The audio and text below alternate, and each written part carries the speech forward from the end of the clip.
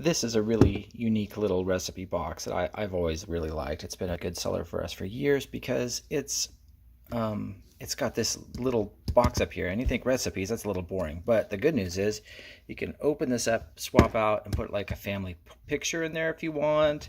Or if you really want to have a monogram in there, you can put the letter of your, we give you a little set of cards for putting in all the letters of the alphabet.